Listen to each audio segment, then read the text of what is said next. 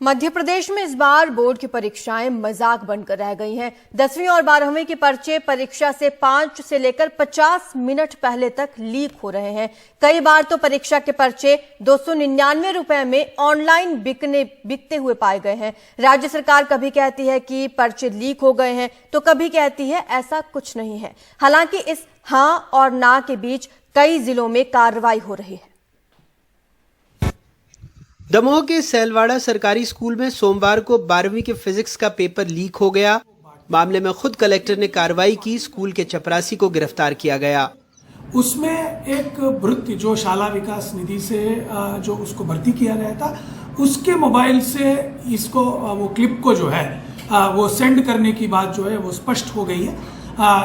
वो जो है उसमें डिलीट किया गया है, जिसको हम लोग जो है पुनः जो है वो लिया जाएगा और जहां पे भी उन लोगों ने फॉरवर्ड किया होगा या किसी और को आगे की मैसेज किया होगा, उसको भी हम लोग जो है आगे की इन्वेस्टिगेशन में ट्रेस करके नियमानुसार सभी लोगों के विरुद्ध जो है कार्रवाई किया जाएगा। 17 मार्च को धार में अंग्रेजी की परीक्षा का पर्चा लीक हुआ। सरकारी स्कूल के शिक्षक क्लर्क गिरफ्तार हुए। हम लोगों ने कन्या हाई स्कूल नालसा में जाकर के जो हमारी रैपिड टीम है, फ्लाइंग स्क्वाड है, उसने वहां जाकर के ट्रेस किया तो सोशल मीडिया पे जो प्रश्न पत्र भेजा जा रहा था उसका मिलान इस केंद्र की परीक्षा एक क्वेश्चन पेपर से हुआ। उसके तहत वहां फ्लाइंग स्क्वाड ने सघन जांच की, तत्काल सघन जांच की और 1 से 2 घंटों में ये हमें ऐसा सुनिश्चित हुआ कि उस प्रश्न पत्र की जो स्कैनिंग है वह इसी केंद्र से की जा रही थी। मुरैना के जौरा में सेंट्रल एकेडमी स्कूल में भी पेपर लीक की शिकायत आई। जौरा से हम लोगों को सूचना मिली थी कि 8:50 के लगभग व्हाट्सएप के माध्यम से यहाँ पे कुछ आंसर कीज जो है सर्कुलेट हुई थी। 10वीं 12वीं के पेपर मध्य प्रदेश में लगातार लीक हो रहे हैं, जिसे रोकने में सरकार फेल है। अब तक 14 दिन हुई परीक्षा में 11 पेपर लीक होने के आरोप हैं। शिक्षक, स्टाफ सहित 30 लोग गिरफ्तार हो गए हैं। कई सोशल मीडिया प्लेटफॉर्म पर 299 रुपए तक में पेपर बिकने के आरोप हैं।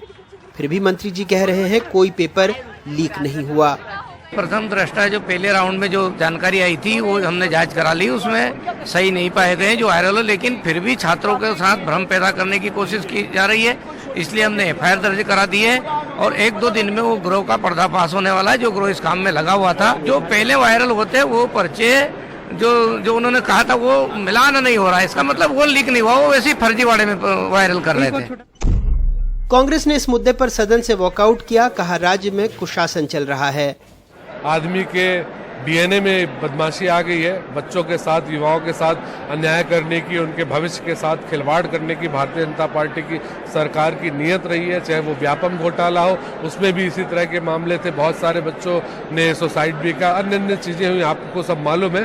तो ये कोई नई बात नहीं है। पेपर भी लीक होंगे, भर्तियां भी हो जाएंगी, जिनको भर्ती करना होगा उनके पेपर दे देंगे। तो ये तो यहाँ पे एक पूरा कुशासन चल रहा है। मध्य प्रदेश की जनता ने तय कर रखा है कि 2023 में मध्य प्रदेश में कमलनाथ जी की सरकार बनेगी। और लगातार पेपर लीक से मेहनत से परीक्षा देने वाले बच्चों का हौसला टूट रहा है।